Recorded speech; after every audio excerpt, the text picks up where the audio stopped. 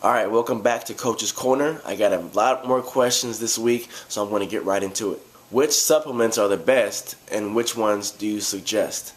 Personally, I use WFit Nutrition, and I've seen some good progression and responses from my body. Other products I think are very tasty, and they really help out. They're really light, and they're pretty easy to use. To get more information, please visit WFitNutrition.com.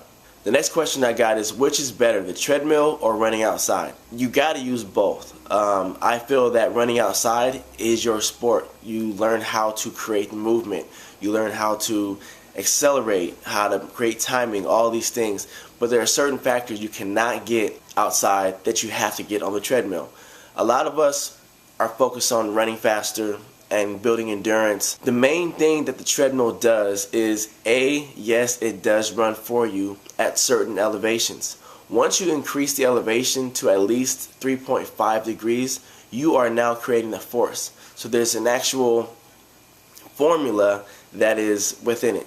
So in order to move your body, you have to create the minimum force of whatever your weight is. If I weigh, 110 pounds, I have to create 110 pounds of force to move my body. When it comes to the treadmill, let's say you run for 20, 30, 40 seconds. You're going to get tired at a certain time.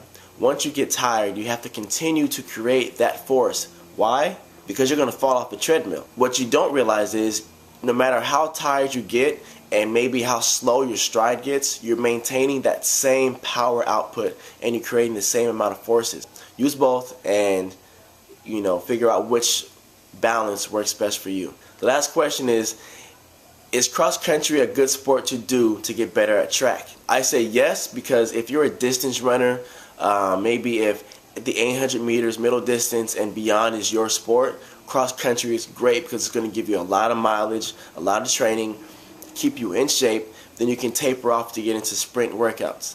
Where I say it's a no is if you're in an explosive sport, if you're in triple jump, if you're in the hurdles, if you're in any type of sprints.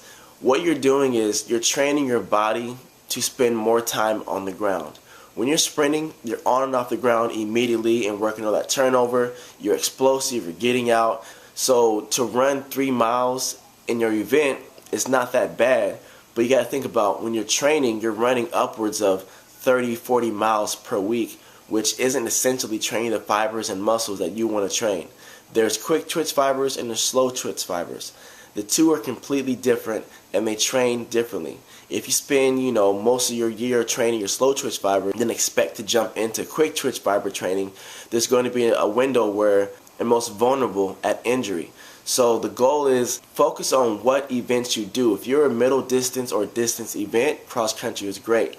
If you're a sprinter, I would suggest maybe soccer or basketball, or just straight out continue training your sprints all season and all year. Those are the quick questions I have for today. You guys, thanks for coming and checking it out. See you guys next week with episode 3.